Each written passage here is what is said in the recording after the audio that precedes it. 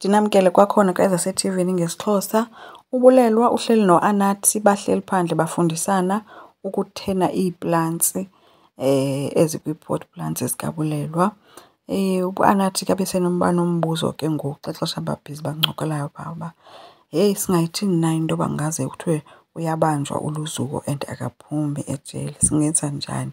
Uthe ke ubulelwa sungazistresi ngaloo nto, soze yenzeke leyo into. So ubulelwa ke ininzi into ayaziyo ngoluzuko, vele ke uAnathi mtsha akho nto itheni ayaziyo. Bathe besencokola ke iincoko zabo kodwa bezimane ziqhawuqhawuka akho nto itheni. Ndazi uthe xa ethetha ngoThulani noNobomi kwacala into yoba uAnathi uyabhlasha xa ezapha ngakuThulani xa ethetha ngaye. Wathula ke ubulelwa ethubeni besembuza into yoba yhe wethu somtshakazi kanti ukhulelwa nini? Hayi ke wabe sesithi uAnathi hayi akazi naye uba kuzokwenzeka xa kutheni. Wabe sefuna utsheka nento yeentsuku zakhe uba ziba nini na, azonelanga na zona ezakhe iintsuku.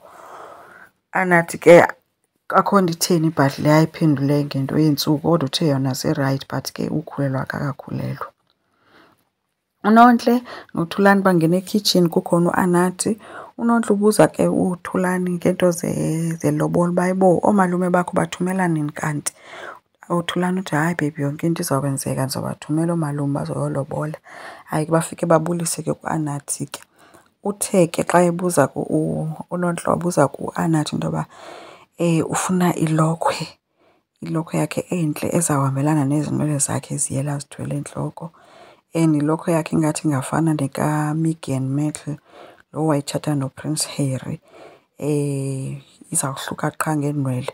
Kodwa waphinde wathi yho kodwa hayi mama ndiqonda uba uzawuvuma ngoba umamam ufuna mna nditshate i-white wedding. Uthe ke kudala ke yena ebhizi noThulani and maninzi amantombazana kudala ebhizi noThulani wakhe. Uthi wakrazulele ii-frontals ezi. Uthi kudala becinga uba siza kohlukana. Uthi ndiwakhabe. uAnathi ke benayo into yokoyika ecinga le nto uba la mantombazana akhe watyiwayo nayo ngenye imini ngangomnye wabo ngoba kaloku uyenzile into noThulani and ayikacaci uba yinto eyangaphi. Benaso nje isazela. Nanko kuNontle sondele xa koAnathi ezomcela into bamncedise ngento yedekha. Hayi uThulani wathi hayi ubhizi uAnathi usandotshata. Ngona izinto asazifundayo so izinto ezininzi naye usafundiswa apha ekhaya ubhizi kakhulu akazukwazi. Uthe ke uNontle hayi bo unjalo ke wena unomona ufuna ukwamntu umncedisa ngeento ezinomtshato. Hayi ke wabencedakele ke noAnathi ngoba ebesesekoneni uNontle emfuna emenzise yonke into. uThulani akathethi ke noAnathi qha umane emjonga nje eleke into ethethwayo nguNontle. uAnathi xa ezawuphendula uThulani uyamjonga. Nango ke umsimelelo eyongena ke kwangamlana. Uthe xa ethi gqi phofu uzinxibile iimpahla ezimnyama kodwa apha ebusweni akazifihlanga uzivezile but uyithwele ibharaklavu le nobulibele uvala ubuso obu uphethe isibhamu. Uthe xa uthi uyavela kungamlana, uNgamlana waphazanyiswa yinto yoba kuvele umntana ezohlangabeza utata. uNgamlana wabebhizi ke ehaga umntanakhe. Ngeli xesha esahaga umntana xa ethi gqikho le ndoda wabesethi emntaneni makabaleke agijima endlini, baleka umntana. Phaa wajika wajonga ngokumsimelelo ngesibhamu. Andisazi sikamsimelelo besesiphi isibhamu kodwa ndibone ngaye sephakamisa izandla. Wabembona futhi ethi msimelelo. Uthe saphakamisa izandla kanjalo wathi gqi untando esingaba noba ebephi edubula kungamlana.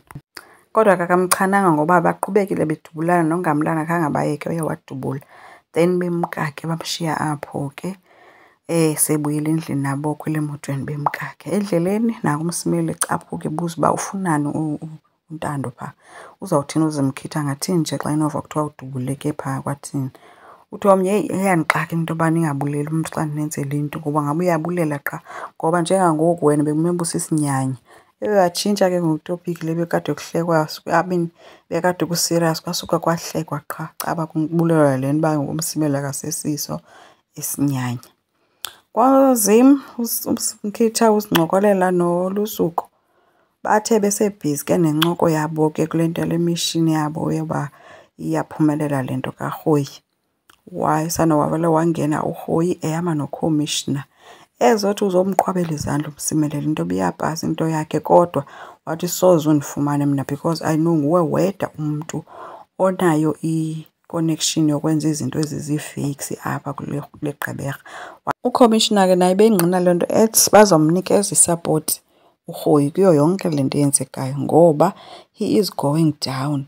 NoRhoyi ke uthe uyehla nkwenkwe. Ebendlela le becaphuka ngayo kuLuzuko ethi mabemke kwakhe. Phofu edethi nyenye ngoba kaloku unyanyiswa yile nto bazombiza ngenkwenkwe kwakhe. Asazi ke. Enkosi, ngicela siqhubeke, subscribe, silike, singakhomenta. Bye.